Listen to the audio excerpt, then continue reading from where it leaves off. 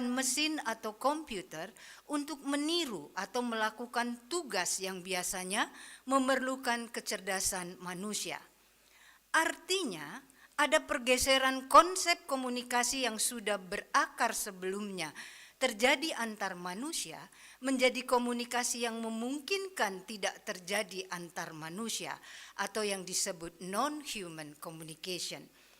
Pertanyaan besar kemudian, apakah dengan adanya pergeseran konsep komunikasi karena perkembangan teknologi, khususnya artificial intelligence, menjadikan tatanan teori komunikasi yang sudah terbentuk sebelumnya akan berubah? Bagaimana kemudian hal ini juga akan berpengaruh pada riset dengan perspektif komunikasi ke depannya? Hadirin sekalian, kajian AI secara tidak langsung telah diakui sebagai kajian dalam riset komunikasi. Ikatan Sarjana Komunikasi Indonesia pada bulan September 2023 telah menyelenggarakan konferensi internasional komunikasi dengan tema Artificial Intelligence and the Future of Communication dengan subtema meningkatkan AI dengan berbagai kajian, khususnya komunikasi. Dapat diartikan, Bapak Ibu, fenomena AI menjadi taken for granted bagian penting dari kajian keilmuan komunikasi sekarang dan di masa datang. Akan tetapi, meletakkan AI sebagai kajian komunikasi tidaklah mudah.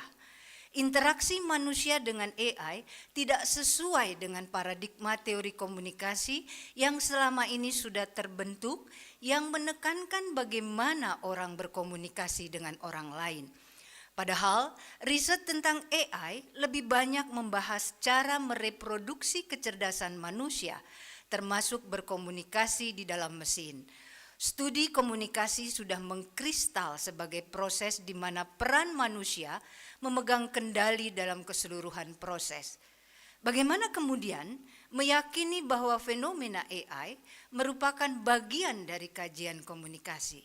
Akan menggunakan teori komunikasi macam apa sebagai alat analisis dalam mengkajinya? Apakah teori-teori komunikasi yang ada sebelumnya masih relevan? Atau memang dibutuhkan teori baru yang memang berbeda? Hadirin yang saya hormati, perkembangan teknologi termasuk AI memperlihatkan komunikasi tidak hanya terjadi antar manusia, tetapi dapat juga terjadi dengan non-manusia. Ada komunikasi yang melampaui batas interaksi antara manusia, melibatkan entitas non-manusia yang dapat memproses, merespon, dan berinteraksi dengan manusia. Terjadi perluasan komunikasi antar manusia dengan makhluk atau benda, memunculkan konsep yang sudah kita kenal, non-human, post-human, extra-human, a-human, transhuman, dan lain-lain. Para teorisi komunikasi memilih untuk menggunakan frasa beyond human communication sebagai istilah yang mengikat jenis-jenis interaksi antara manusia dengan non-manusia. Kumpulan teori ini melonggarkan definisi mengenai apa artinya berkomunikasi, memberikan peluang untuk melihat cara berkomunikasi yang berbeda, baik dari sisi alasan untuk berkomunikasi dan cara berkomunikasi. Domain atau kumpulan teori beyond human communication ini terdiri dari teori komunikasi antar manusia dengan alam, teori komunikasi antar manusia dengan benda atau objek, teori komunikasi antar manusia dengan mesin atau teknologi, dan teori komunikasi antar manusia dengan Tuhan atau ilahi.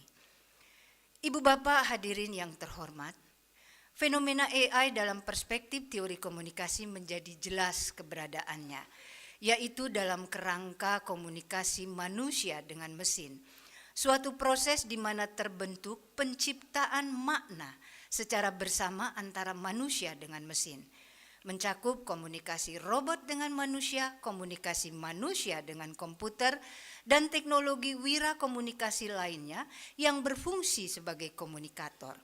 Meletakkan AI dalam kajian komunikasi penting memperhatikan secara fungsional, relasional, dan metafisik dari kondisi yang membentuknya agar tidak menimbulkan kerancuan dalam memahaminya. Fungsi AI menjadi lawan bicara dalam komunikasi antar pribadi hingga produser konten memiliki kesamaan, yaitu berfungsi sebagai komunikator. Mereka semua masuk ke dalam peran yang selama ini ada pada manusia. Membangun relasi dengan mesin dalam AI membutuhkan cara pandang yang berbeda dalam meletakkan konteks komunikator.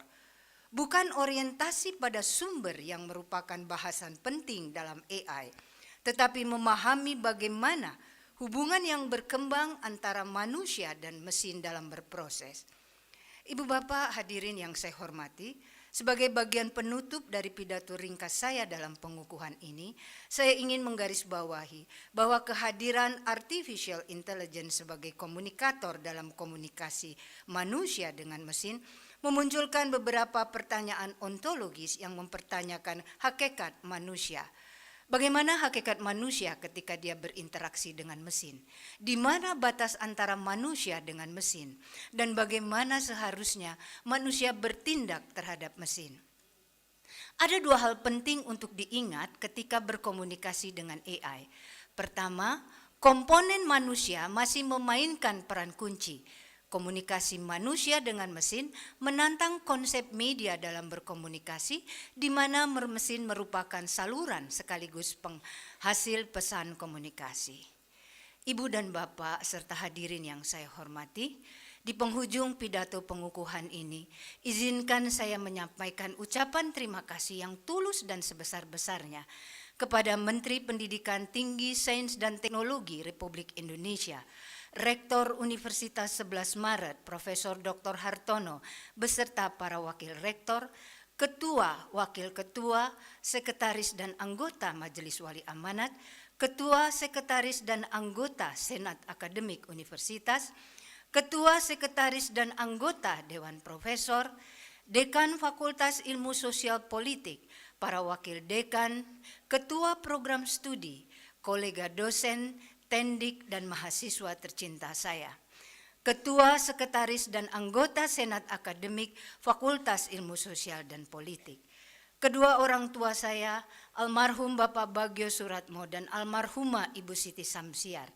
Dari beliaulah saya banyak belajar untuk selalu bersyukur pada apa yang sudah dicapai.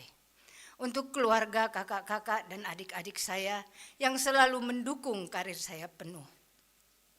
Kepada keluarga besar Said Mahadam di Palembang, keluarga besar Eyang Martosuito di Wonogiri yang sudah memberikan dukungan dalam karir saya. Anak dan menantu serta cucu tercinta, khusus kepada Ananda Iqbal Satrio Nindito. Terima kasih rela terbang selama 48 jam dari North Carolina, Amerika untuk menghadiri pengukuhan ibundanya. Juga Ananda Aiko Naila Putri yang menjadi sandaran saya dalam kehidupan ini. Terima kasih, ucapan terima kasih ini saya sampaikan juga untuk tamu undangan, kerabat, kolega, dan sahabat yang tidak dapat saya sebutkan satu persatu atas segala dukungan, doa, bantuan, dan kesabarannya mengikuti pidato pengukuhan saya ini. Terima kasih. Wassalamualaikum warahmatullahi wabarakatuh.